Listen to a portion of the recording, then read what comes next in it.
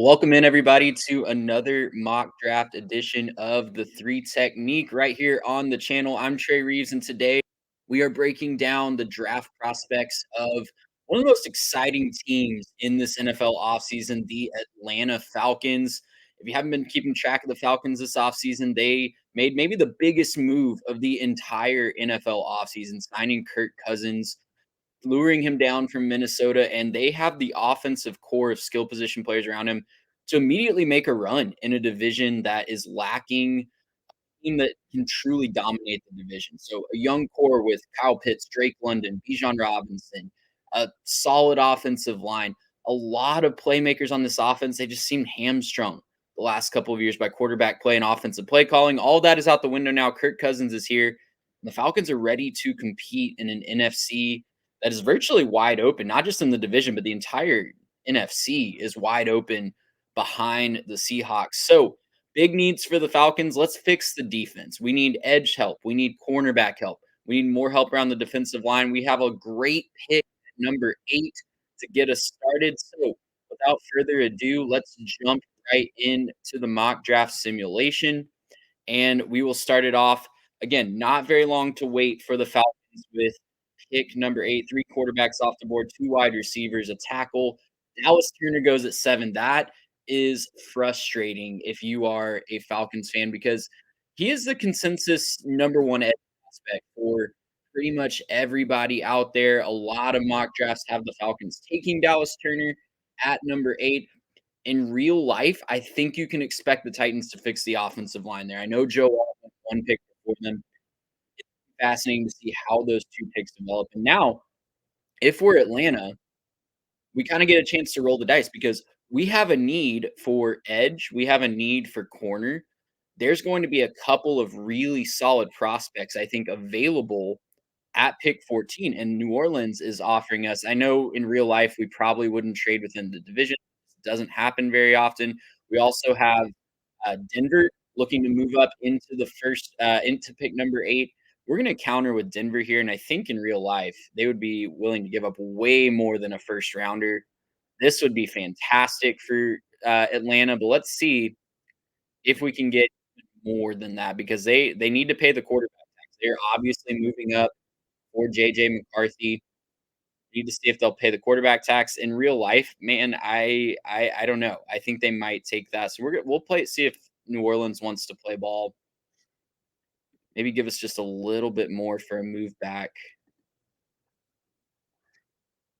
And again, these trade offers in real life, you never know what the market is going to be. So in real life, Denver probably takes that pick where they're giving up their second round or their third rounder, and New Orleans moves up for an offensive tackle. Jared Verse goes at number 9. There's the gamble there.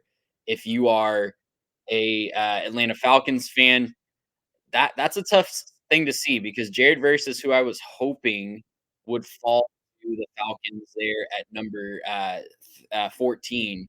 It's another reason why I wanted to move back to 12, but again, he was already gone by there. So we look at the board. Latu, from UCLA, a fantastic edge prospect. I don't think the Falcons would obviously some injury concerns, some concerns there. But I think if you trade back to 14 and the Falcons end up with Latu, especially in a situation where Dallas Turner was taken one pick before you, I don't think you can complain a lot there. That's a really solid pick. Brock Bowers is obviously the best player available, obviously the local guy, but with Kyle Pitts already on the roster, I don't think you want to mess with Brock Bowers. The other guy that I'm looking at here is Quinyon Mitchell out of Toledo, my personal cornerback one in this class. The only reason this guy didn't get more buzz before the combine and before the Senior Bowl is because he played at Toledo. He has a Power 5 pedigree. He is the runaway cornerback one for me in this class. So to me, you pick your poison here. I'm gonna go with Latu just because, and it's a tough decision between Latu and Mitchell. I'm gonna take Latu just because I feel like there's other cornerbacks there in the second round. We have TJ Tampa there in the second round. We have Melton out of Rutgers there, possibly available for us in the second round. I think both of those guys would be solid picks. I don't know that the edge depth is as prevalent in this class. So we're going to take Latu here. pretty much the consensus edge 2 or 3 in this class. Quinion Mitchell goes a couple picks after us to division rival Tampa. That's going to be frustrating for years to come as a Falcons fans if it falls that way. First round rounding out, a lot of wide receivers off the board. Chop Robinson at 29. We had the opportunity to trade back to 29 to the Lions. I didn't really like that. Max Melton goes 34. That is a big development. That would be huge, and really devastating to the Falcons' cause if he goes. As we pause here at pick 38, let's just do a little look in to see who we have left. Darius Robinson is a guy, I don't think he falls all the way to 43, but if he did, then we made the wrong gamble, taking the edge off the top. But TJ Tampa is there.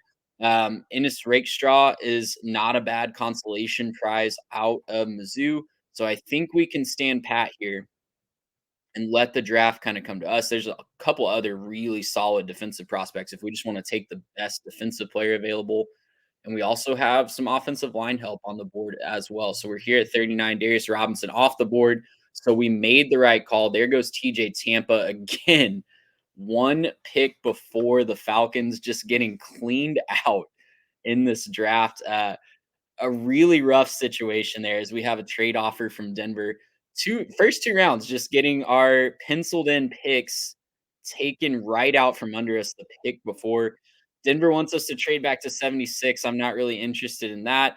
Vegas wants to go back one pick and we pick up 112.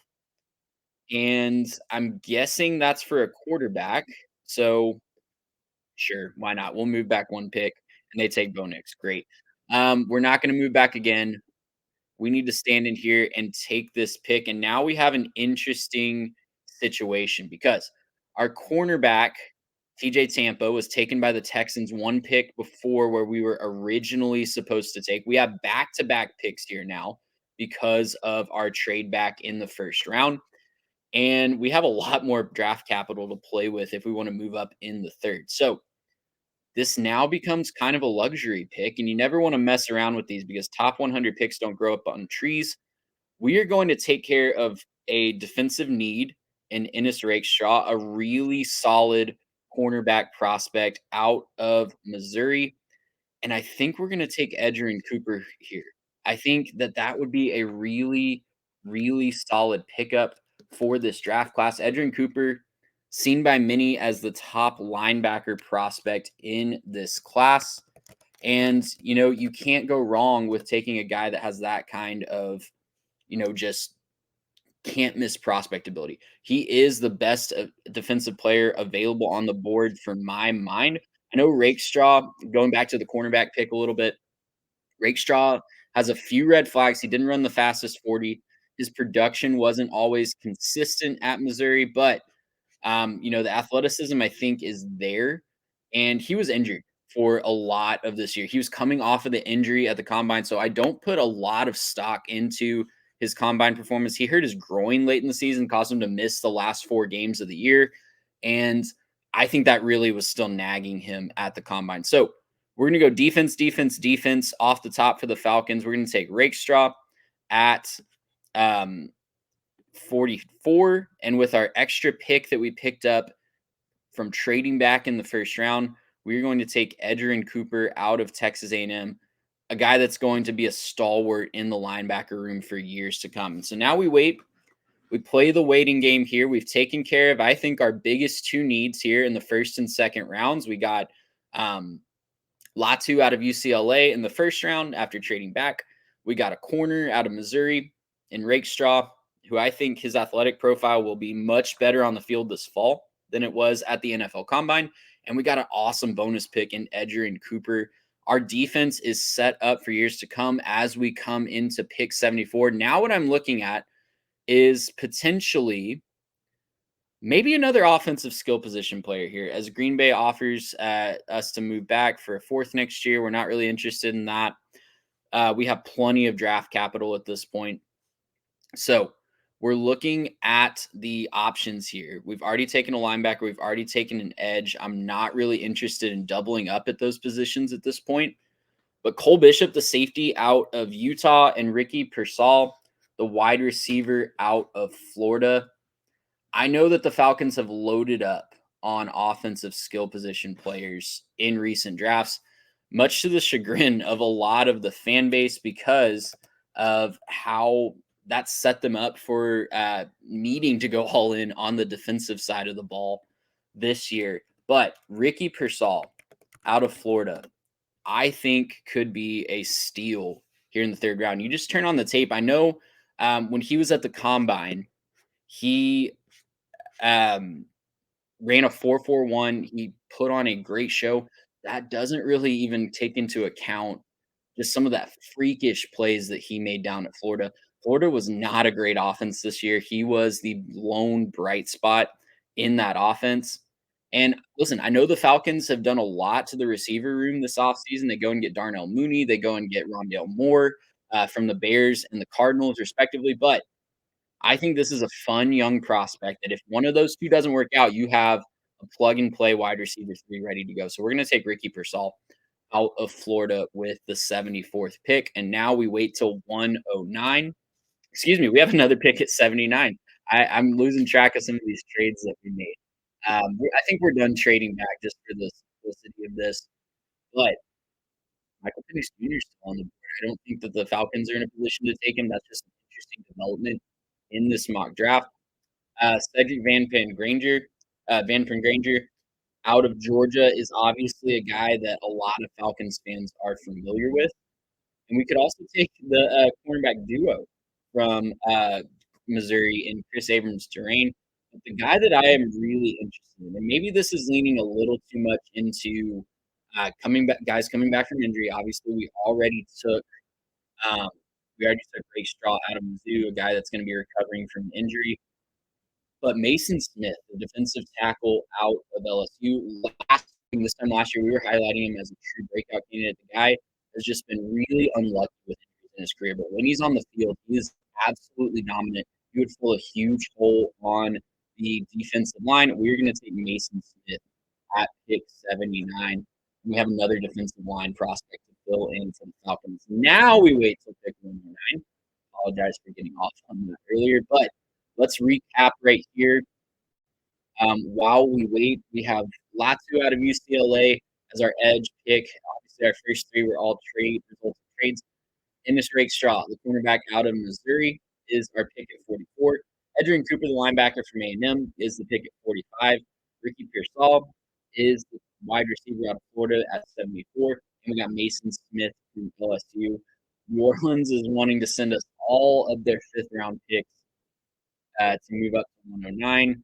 We're not really interested in helping out a division rival yet again. So here we are. We're at 109, excuse me. And we have a very interesting set of players on the board here. We've got Cade Stover, who is the tight end out of Ohio State. We've got Blake Fisher, a really nice pick. I've taken him a couple of times for a couple of different teams here in the fourth round just because I really like what he's all about. And I love the pedigree coming out of Notre Dame. The Falcons aren't really in a position where they need a plug and play offensive lineman right now. I don't think, especially at the tackle position, it's you know, kind of been well taken care of. But Fisher's a young guy, redshirt sophomore this year. He's a younger guy, 6'6", 310, ran a 5.2 40-yard dash at the combine. And, the athletic profile is really, really solid. He was the 18th ranked offensive tackle. He had really solid production at Notre Dame as an offensive tackle. And, I am really interested. I'm really interested in seeing how he develops as an NFL prospect. I think this is a great place for the Falcons to take a flyer on him here in the fourth round and just let him develop, especially when we have another pick here in 3 picks. So at 112, Dwayne Carter, the defensive tackle from Duke, is a really interesting prospect. We also have McKinley Jackson at defensive tackle. And we kind of have a sneaky need at safety. We've already taken a corner to take care of that. We got that in the second round, but safety would be a good help. I don't really see anybody that we need to take at safety. There's a lot of interesting running backs right here. Not that Atlanta is in the market for a running back, but it's really interesting. I think the 2 top guys here are Dwayne Carter and McKinley Jackson, both really solid defensive line prospects. We would be doubling up at the, defensive line, but I think both of these guys are guys that you can, count on maybe a little bit more than Mason Smith. We took a big swing at, Mason Smith, a guy that obviously struggles with injuries, and, Dwayne Carter, he was, sub 5 in his 40-yard dash, which you love to see for a guy at his size at 6'2", 302. McKinley Jackson has had a ton of production in, that defense at Texas A&M. He's gotten good coaching from Mike Elko in his past, and both of these guys would be really, really solid pickups for, Atlanta to kinda double up on the defensive line. It's really kind of pick your poison here. Pick your poison on who you think. I think personally, Dwayne Carter projects as a better professional. So we're going to take Dwayne Carter and double up on the defensive line. And now we wait for pick 143 as McKinley Jackson went off the board a couple picks later. Glaze, the offensive tackle from Maryland, is a really good pickup there for the Chiefs as they trade up to get him. Jordan Travis goes off the board at 128 to the Patriots. I think that's their second quarterback in this mock draft, but obviously things go crazy in these simulations that we wouldn't really see in real life. So let us know what you think so far as we come into pick 143.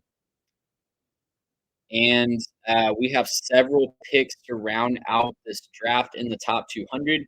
143 here. We've got Tanner Bortolini, the center from Wisconsin, a guy I really like in this spot. Tyler Davis, the defensive tackle from Clemson. If we hadn't taken two defensive tackles already, I think that would be a fantastic pickup. Jacob Cowing, the wide receiver from Arizona, is a really interesting prospect. A lot of interesting guys, but the guy that I pencil in a lot of these drafts here in the 5th round is Zach Zinner. Again, do the Falcons need immediate help on the offensive line? No, they don't. I think that they're pretty well taken care of. Obviously, you can always improve and you want depth in that position. Zach Zinner, another guy that injured late in the year, I think would be going a lot higher if it weren't for that injury against Ohio State. You're taking a little bit of a gamble, and I know I've said that a lot with the Falcons mock draft, but the gamble could pay off in spades if you let him develop for a couple of years. We'll take Zach Zinner at 143. We're waiting till 175 for our next pick. A lot of interesting players. Josh Proctor, the safety of Ohio State. That's another guy that I was maybe thinking about taking at the last pick, hoping he would fall to us at 175.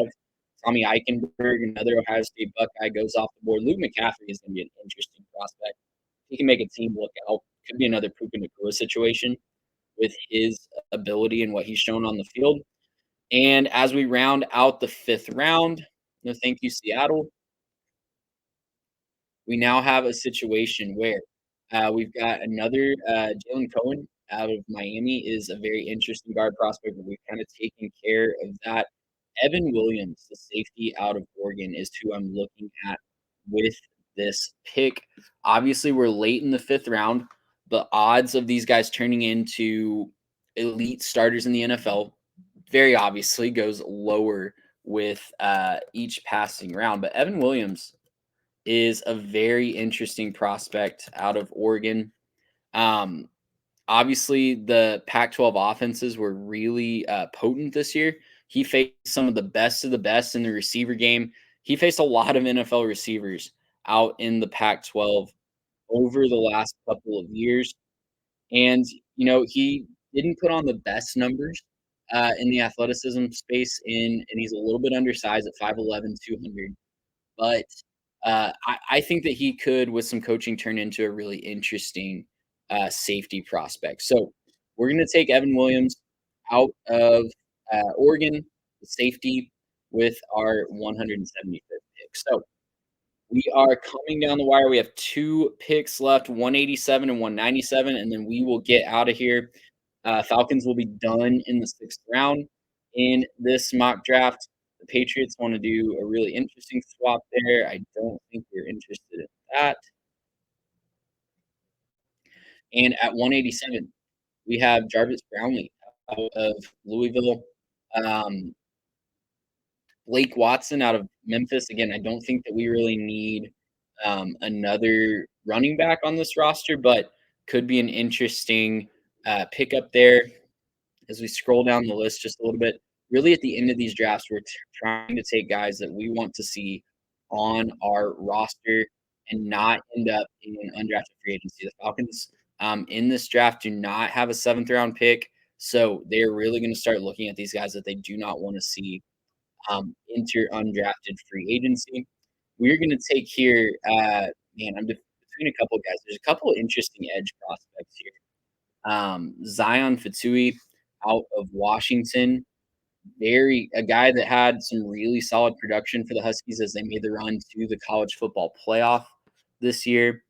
And my other edge that I'm looking at here is Muhammad Kamara out of Colorado State. Me personally, I typically lean towards the Power Five guys at this point, but obviously there's a ton of stories of guys coming out of the G5 making their waves as well. It wouldn't hurt to take a second edge player here. I think that some depth at the edge position would be a really good choice for the Falcons here. Obviously, we took care of that in the first round, but getting Zion Fatui out of Washington is going to be the play here, I think. So one more pick, 197, and we will get out of here. I think we've done a good job of taking care of needs so far. Now we can kind of have fun with this last pick, and let's see who we have available. Maybe we take a quarterback. Maybe the heir apparent to Kirk Cousins is on this list. But the guy I'm looking at right here, freak athlete, maybe didn't show it at all times, but Sione Vaki out of Utah. This guy, if you want to take a flyer on someone late in the 6th round, early in the 7th round, this guy was one of the best safeties for Utah. Great tackler, flies to the football. Maybe not the most athletic guy on the field, but on paper at least. But when you turn on the tape and when he's actually playing, he is a very great game day athlete. He played offense for Utah this year. He sparked the offense when they were really sputtering. I think he's going to be a fun, interesting prospect here. We're going to take Sam Rocky, safety from Utah. So we are done picking. We'll let this draft tick out, but I'll kind of show our picks one more time. We took Latu out of UCLA, edge prospect, and the number 2 edge in the draft on my board. Get him at 14 after we trade back. Ennis Rakestraw out of Missouri, the cornerback that injured late in the year, but I think when he gets back on the field this fall, he is going to be fantastic production-wise. Edgerrin Cooper was one pick after him to us at the linebacker position, real luxury pick there. Ricky Pearsall, the wide receiver from Florida, Mason Smith, defensive tackle from LSU, Blake Fisher, the offensive tackle out of Notre Dame, Dwayne Carter, defensive tackle from Duke, Zach Zenner, the guard from Michigan, Evan Williams, the safety from Oregon, Zion Fatui, the edge from Washington, and Sione Vaki, the safety from Utah. Guys, that's the Falcons mock draft. If you're a Falcons fan, let me know how I did. Would you be excited with this draft? Or would you be ready to fire me as a GM? Let us know in the comments. Make sure you like and subscribe as we are under 2 weeks away from the NFL draft. We can't wait to break all that down for you guys. Until next time, I'm Trey Reeves, and we'll see you later. Gracious, how about